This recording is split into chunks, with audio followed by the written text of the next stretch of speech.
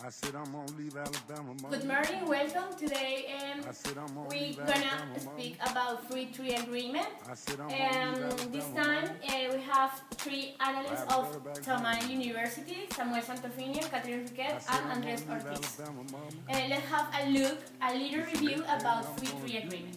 What is TPA? Is an agreement that generates opportunities as it helps to create jobs and improve the performance of the national economy. Factors that led to the agreement. Several factors may have led to this proposal. First, the stagnation of the free trade area of the Americas but difference between some dignitaries of the region. Second, the proximity of the Uribe government with the Bush administration.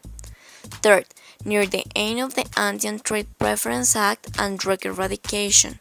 And fourth, the fact that other countries have similar socioeconomic conditions or were negotiating such treaties with the USA. What was included in the negotiations? The topics are considered to be negotiated were market access on two fronts, industrial and agricultural, intellectual property, investment regime, government procurement, dispute solution, competition, commerce, service, environment, and labor.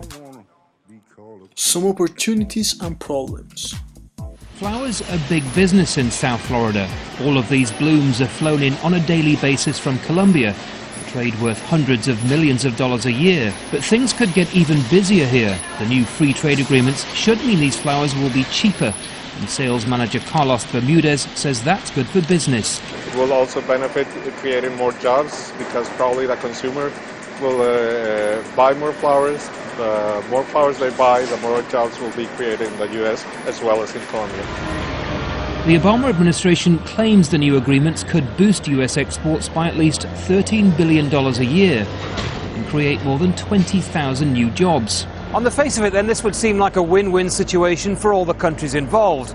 Not only will tens of billions of dollars of new trade be created, but also thousands of much-needed jobs. But there are those who say not everyone will benefit from this free trade agreement. Historically, free trade agreements have been a double-edged sword, creating opportunities for some and problems for others. Critics say jobs are often created overseas where labour is cheaper, leading to job losses for American workers. Conditions for workers in Colombia is also an issue that concerns some. Civil liberties groups point to the deaths of union leaders and a poor record in the prosecution of their killers. Colombia has an abominable human rights record, and while certain improvements have been made under the Santos administration and we're seeing a certain opening and a willingness to talk about certain issues, it's still the most dangerous place in the world for union leaders. It's still a place where human rights leaders are constantly harassed. There are baseless prosecutions against them. They're attacked. They are even killed. Still, this is the biggest trade deal in years, and it's already creating a buzz in the business community. Everybody's struggling right now. So right now this will boost the economy, this will create opportunities, and I think the future will be very successful. It's unclear what immediate impact the agreements will have in the US, but this is an economy that can ill afford any failure. Andy Gallagher, Al Jazeera, Miami, Florida. Some of the negotiations. Well, everybody's heard about the bird. Bird, bird, bird. The bird's a winner, well, a bird, bird, bird. Bird is a winner, well, a bird, bird, bird. Well, a bird is a winner, well, a bird, bird, bird. The bird's a winner, well, a bird, bird, bird. Well, a bird is a winner, well, a bird, bird. The bird's a winner, well, a bird, bird, bird. The bird's a winner, well, a bird, bird, bird. Well, a bird is a winner, well, a bird, bird. The bird's a winner, well, don't you know about the bird? Well, everybody knows that the bird is a winner, well, a bird, bird.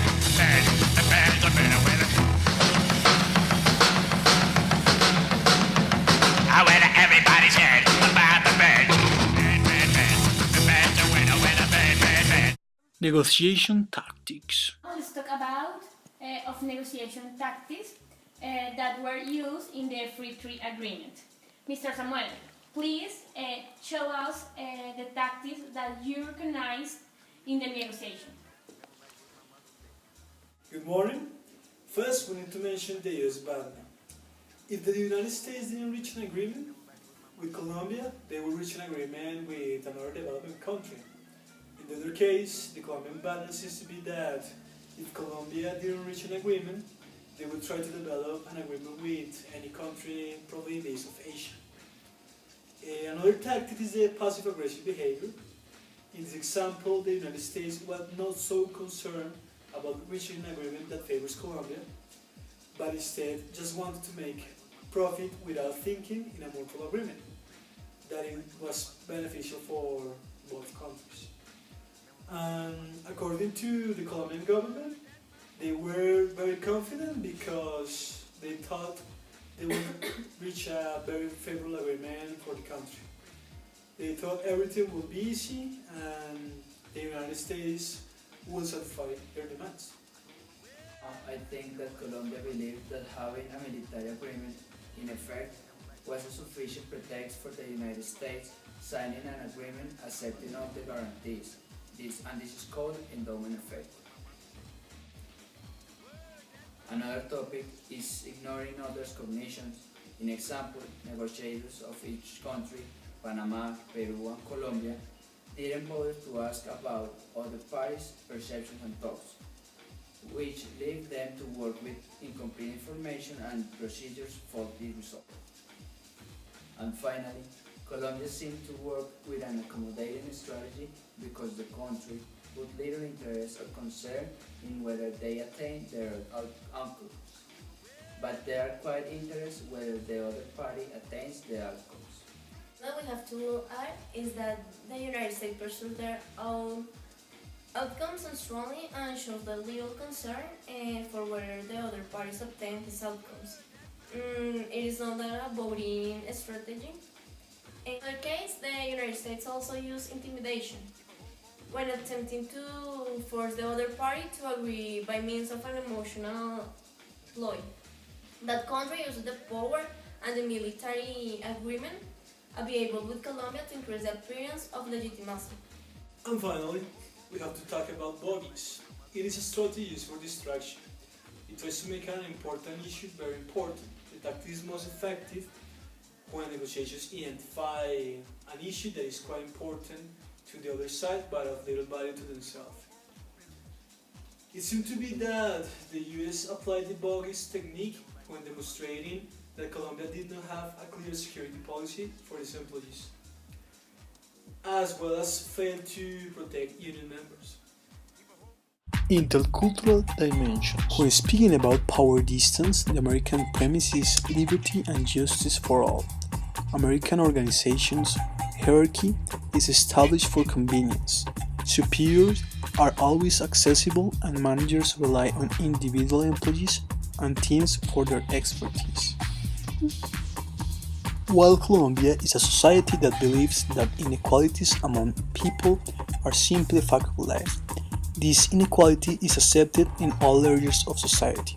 So a union leader will have a lot of concentrated power compared to his union management team, and the intern will have more power than other union members. United States is a highly individualistic culture. This translates into a loosely knit society in which the expectation is that people look after themselves and their immediate families. Colombians are a highly collectivistic people, belonging to an in-group and aligning yourself by that group opinion is very important. At the same time, conflict is avoided in order to maintain group harmony and to save face. The United States is considered a masculine society. Behavior in school, work and play are based on the shared values that people should strive to the best they can be, and that the winner takes all. As a result, Americans will tend to display and talk freely about their success and achievement in life. Here again, another basis for hiring and promoting decisions in the workplace. Colombia is a masculine society, highly success-oriented and driven. Colombians are competitive and status-oriented, yet collectivistic rather than individualistic. This means that competition is directed towards members of other groups or social classes, not towards those who are perceived as members of your own in-group. American society is what we would describe as uncertainty accepting. Consequently, there is a larger degree of acceptance for new ideas and innovative products and a willingness to try something new or different, whether it is pertaining to technology, business practices, or food stuff. Colombia has a high score on uncertainty avoidance, which means that as a nation, they are seeking mechanisms to avoid ambiguity. Emotions are openly expressed. The United States is a culture focused on traditions and fulfilling social obligations. Given this perspective, American businesses measure their performance on a short-term basis, with profit and loss statement being used on a quarterly basis. This also drives individuals to strive for quick results within the workplace. While Colombians are known to be middle-term oriented, this means that they are not planning to the future, they take care of their families, and they are always wanting to make progress and evaluate the opportunities, as they want to save money and spend with all the relatives. Conclusions and recommendations. Finally, what kind of recommendations can you give us when negotiating the free trade agreement, and for the people who want to negotiate with the United States? For concluding, we need to say that for this negotiation involving two aspects. First, there was a negotiation between two countries, the United States and Colombia. And second, it was a negotiation between the domestic part of each country. It means that Colombia had to negotiate with his own government, his own politics, and the United States has to negotiate with his own people. At no time it was raised a proposal to change as countries focus on defending that positions. The United States has a hegemonic role in the international system and the Andean countries, especially Colombia, its role as a strategic ally in the region. This shows a lack of guidance and funds not looked at the common interest to get a better deal. In the negotiations with the US, they did not recognize the role of the Democratic Party in the Congress and the relationship between the sectors they represent with the Colombian that make opposition to the governor of the region. In fact, it can be said in this regard that the latter had a lobby work in the United States, both social organizations and with the public sector, more successful than the strategy of the Colombian government. On the other hand, probably will have saved in the political and economic cause. And better structured negotiation strategy from the outset, the Andean countries have recognized that the United States is negotiating with the unprecedented and will not be away from them. Because some countries consider it deserving different and special treatment compared to the other countries with which the United States has negotiated. Now I'm going to tell you some of the recommendations when negotiating with the United States and when negotiating with Colombians. So to negotiate with Americans, people must take into account the following aspects. First of all, punctuality, since it's disrespectful for them if you not comply with the timetable that has been set for the meeting. Second, do not exceed in your speech, because it can turn the negotiation a bit annoying and it can make the business hobble as well.